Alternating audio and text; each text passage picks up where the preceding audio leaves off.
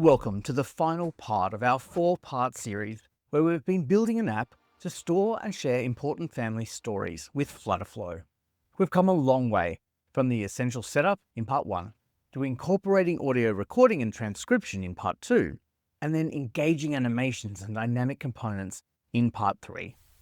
In today's video, we're focusing on integrating search functionality and AI actions into our FlutterFlow project. We'll enable users to easily find specific recordings within their collection and explore how to analyze the content of those recordings. This video will demonstrate the power of FlutterFlow's integrations and how you can use them to truly build intelligent and feature-rich applications.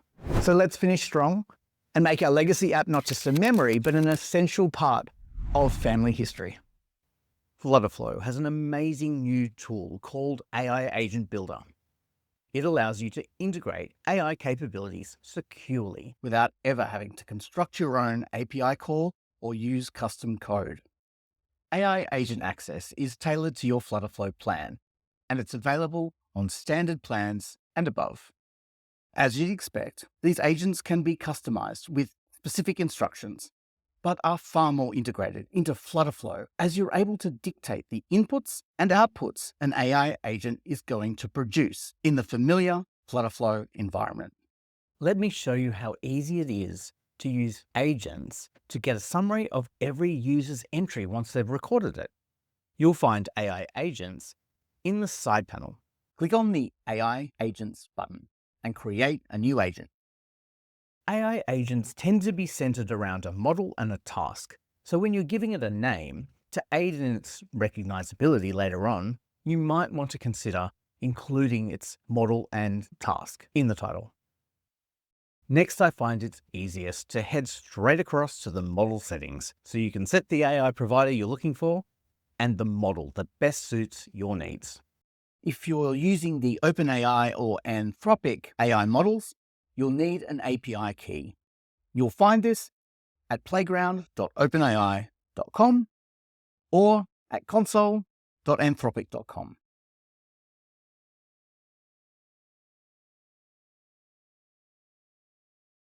You can send your request either as plain text or as an image, and you can receive your response back in a number of different formats.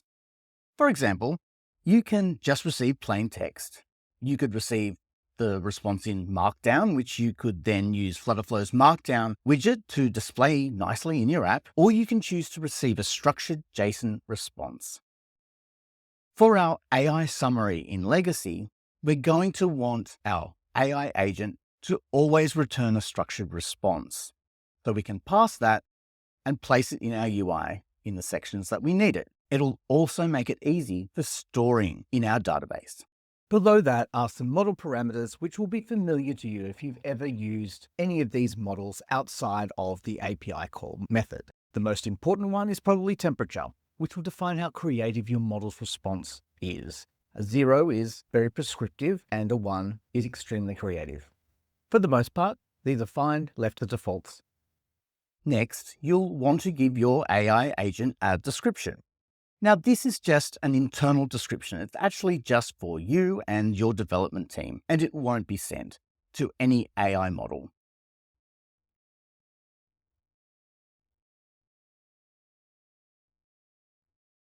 Instead, you'll want to include all of that important information you want your AI model to know inside your system message. The system message defines the overarching task the AI model is required to perform. And if you've asked for a JSON response, you'll need to make sure that you specify the JSON schema that you want received back in this section here. Here we're defining a simple JSON response that just has one key, summary, which, as the name suggests, will be a detailed summary of the entry our user has just provided. You can optionally provide a number of pre-recorded messages here to give your agent context around what's already been discussed between the user and the agent. Then all that's left to do is hit deploy. What FlutterFlow is doing here is creating your very own custom function within your Firebase custom functions section. That does, however, mean that you need to be using Firebase for your project to deploy either an OpenAI or Anthropic agent. But we do plan on implementing deployment without Firebase in the future. The great thing about this is that your API key will always be secured in the custom function, as will your business logic and your system instructions. The Gemini agent has a slightly different set of requirements, as it uses the Firebase Vertex AI integration. So you'll need to check that you have the Gemini API turned on in your Firebase console. The step-by-step instructions are here, and they're quite easy. One big advantage of the Gemini agent, and it's an especially big one for our project, is the larger range of multimodal input options. Using any of the 2.0 models or above, we can provide Gemini audio as the agent's input. This means we can send Gemini our user's story and have it provide back a JSON object containing both the transcription and the summary, not to mention anything else you'd like Gemini to return.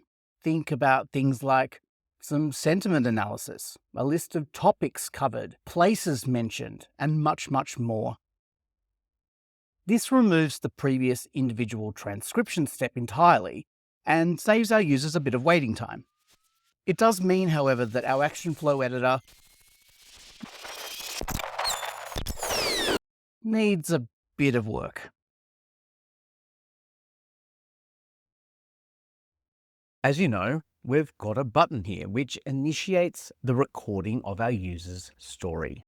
I've removed the previous transcription step, and we're now going to use our Gemini agent to do the transcription and summary at the one time. In order to give our agent the audio of our user's story in a file type it can process, we need to include this small piece of custom code, which I'll include in the description below. This code takes the file path of the audio file which our stop audio recording node has saved locally on the device. It reads the audio data and wraps it in a special package called an FF uploaded file. FlutterFlow knows how to handle this, as does the new Gemini agent node that you'll find here in the right-hand menu. And there are two options we can choose from. The first one is send message, and the other is clear message. They do exactly what they say on the tin. For our summaries, let's select send message, and we'll select our Gemini agent.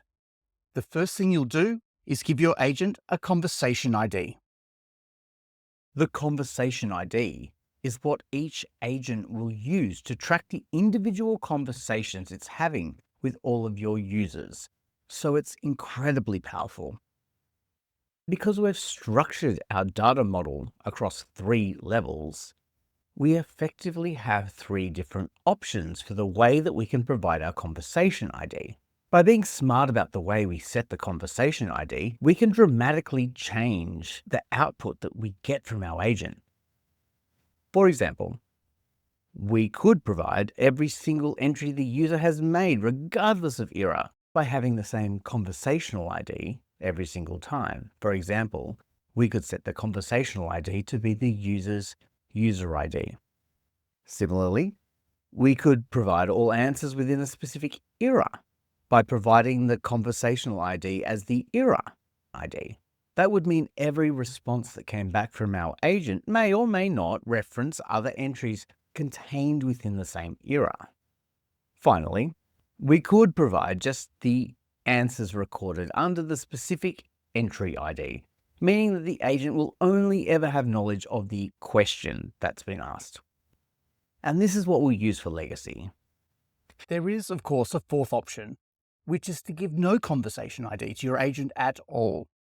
Let's call this goldfish mode because effectively it means that each new call to our agent will be fresh and new for the agent, without any context other than the pre-filled messages you may have given it in the Agent Builder setup screen.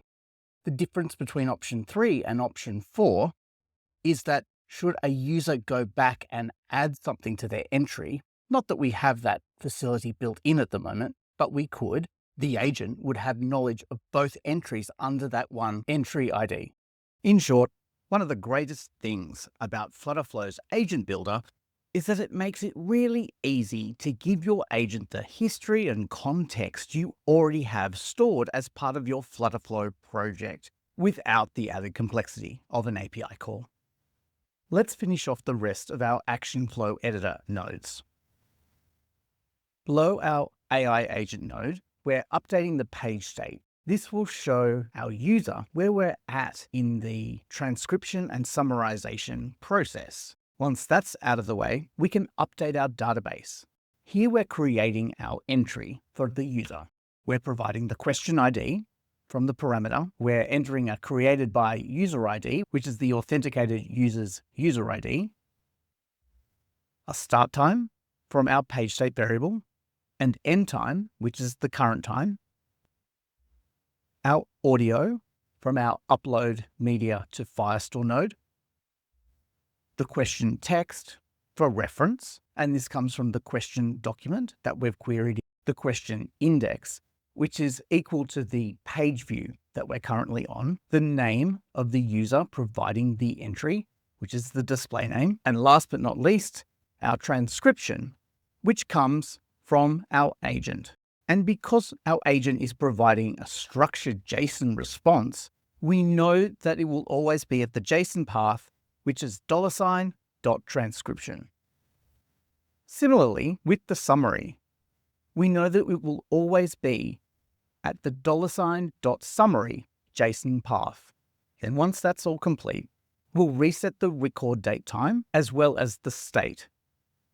And we can do that in the one node. So I'm combining them here. Now let's prepare our UI to display our summary and transcription together. At the moment, our component is just displaying the description as a text widget, but we can probably make it look nicer than this.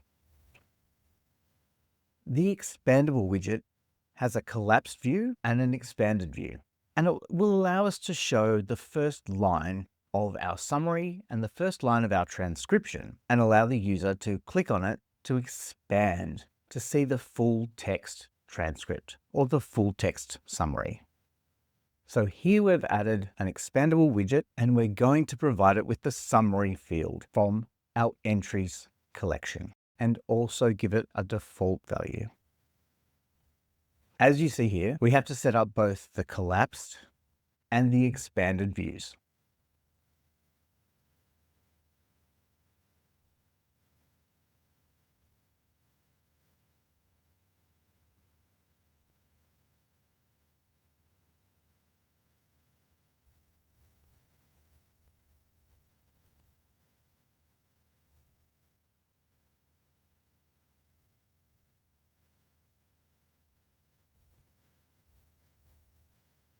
And we'll do the same thing with the transcription field. We'll duplicate our expandable widget and provide it with the transcription field from our Firebase document.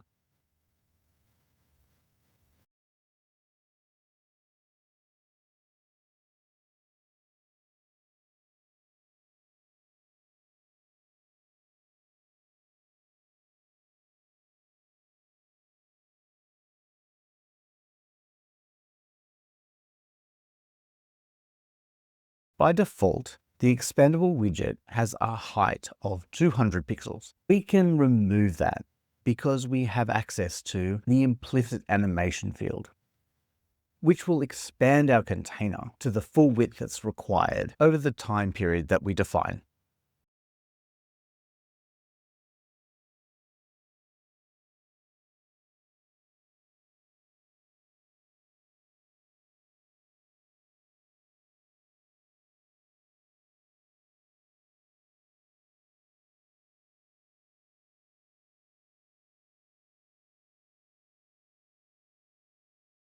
Here we're defining a time period of 1200 milliseconds or 1.2 seconds. This will provide a nice, clean expansion of the widget. Let's test it out.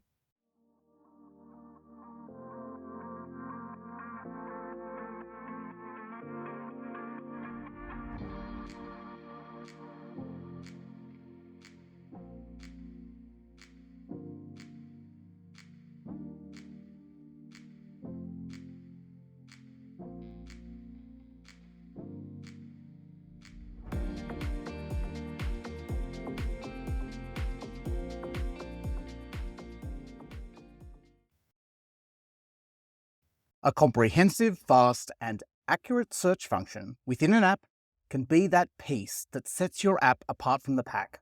The all-important final 20% that really makes all the difference. Algolia has been integrated into FlutterFlow from the very beginning. And while newer players like Melee Search have entered the field with their own take on in-app and AI-assisted search, you'll be hard-pressed to find a more versatile and genuinely powerful search-as-a-service platform. It just works, and it works fast. Now, before we jump in, a couple of prerequisites. Firstly, Algolia integration in FlutterFlow works hand-in-hand with Firestore. So you'll need Firebase set up, specifically using Firestore collections for the data you want to search. Secondly, to make the magic happen with syncing of data, your Firebase project needs to be on the Blaze plan, and this is because we'll be using Firebase extensions. We've already set these up for our legacy project, but if you're just jumping in here for Algolia, just know that those couple of things are a must. All right, let's get setting up. First stop, the Algolia dashboard. If you don't have an account, you'll need to sign up, and they have a free plan to get you started. Once you're in, the first step is creating an application. Think of this as your main container for your entire search project. It makes sense to name it the same name as your app, so we'll call it Legacy.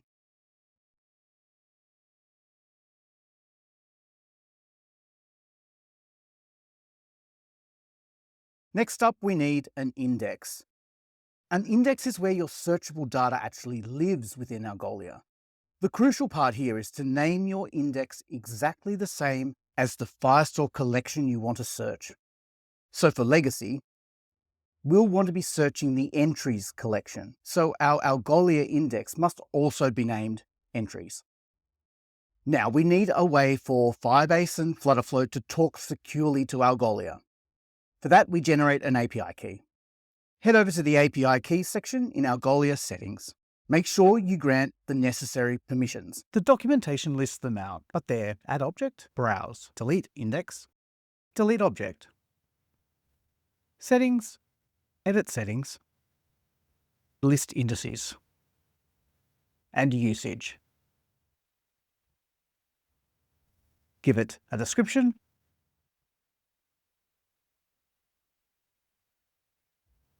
and match up the indices. Add in the validity and create. Copy this key somewhere safe because we'll need it in the next section. Now, how do we get our Firestore data into that Algolia index automatically? Well, we'll use the official Algolia Firebase extension. Head over to your Firebase console, find the extensions marketplace, and search for the Search Firestore with Algolia extension. Click install and follow the prompts. It'll ask you to review billing, the resources it will create, like cloud functions, and the access it needs. The key part is the configuration. You'll need to provide the collection path, which is the name of your Firestore collection. So for us, this is entries.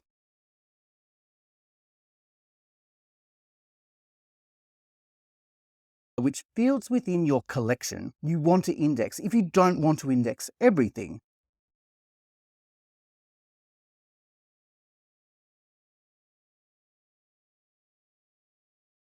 The Algolia index name, which is the index we just created in Algolia, again called entries. The Algolia application ID, which you can find in the Algolia dashboard, in the URL, or in settings. The Algolia API key is the key that we generated earlier. Firebase will help you store this securely as a secret by clicking this button. And importantly, set full index existing documents to yes if you want to sync all of the data you've already got in your Firestore collection immediately. Choose the cloud functions location closest to where your data is being stored in Firebase and give it a few moments.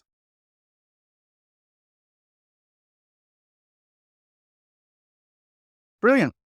Firebase and Algolia are now linked and syncing. The final step is telling FlutterFlow about our Algolia setup. We'll go into settings and under integrations, we'll find Algolia. Enable the integration. You'll need to paste in your Algolia application ID again, and this time you need the Search API key from Algolia. You can find this separate key in your Algolia API keys section. It has read-only search permissions, perfect for the client side. Finally, under Indexed Collections, select the Firestore collection or collections you've configured, and that's setup complete. FlutterFlow gives you two main ways to access search with Algolia. There's the Algolia search query. It's perfect for when you have a dedicated search button next to a text field that the user types in and hits search. You pass the search term to a dedicated page or component which runs the search query on the specified index. Alternatively, you can have a search update in real time by using a text field that on text change runs the Algolia action in the action flow editor. You run this on the text field that's being updated.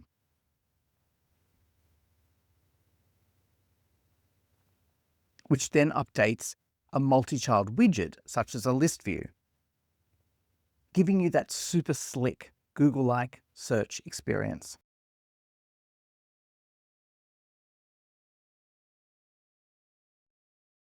Using a combination of FlutterFlow's powerful features is where the magic really happens. For example, you can use a combination of the Algolia search action with the autocomplete feature of a text field. So when the user updates the text in the text field, this triggers an Algolia search and updates a list of search results that magically appear auto-completed below the text field. This works best when you have a list of titles or names that people are searching for. As you can see with Legacy, we don't really have the same thing, and returning a summary as I'm doing here isn't quite right. For Legacy, I've created what looks like a search field on our app's homepage, but when clicked, will actually navigate to a dedicated search page.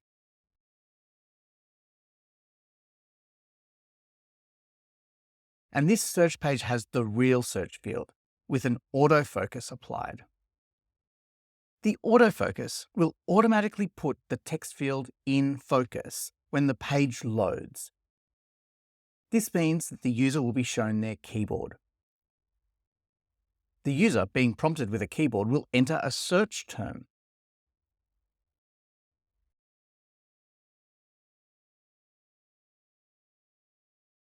And because the text field is set to run an action on text change, it will use the Algolia search action to run a search, updating a list view on the page.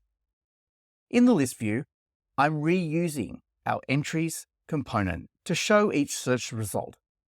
And because it wasn't really built for this, I've gone in and added an additional component parameter, which is a Boolean that we can give the component if it is used in a search list view.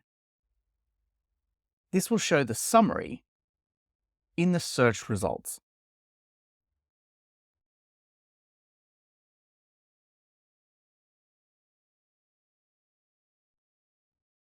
So here you can see the results of that. If a user searches for something like home, it will show every entry with home in it. But if the user enters something like dad, which our users have only entered once in one of our entries, it will show up the entry that's about dad. That's just a quick run through of integrating Algolia search. Let us know in the comments section if you'd like us to dig deeper into the different ways you can cut and slice your data in Algolia to deliver some really creative search results back to your users. It's a small setup cost for a big payoff in user experience in your apps. Check out the official FlutterFlow and Algolia documentation for more advanced configurations. You can access everything we built today inside Knack. It's available right now on the App Store and Play Store. Hit the link in the description below or scan the QR code and you get to vote on what we build next. If you've liked this video series, please like, comment, and subscribe. Next up, we're building the great big quiz of everything. It's going to be an adventure. I hope you'll join me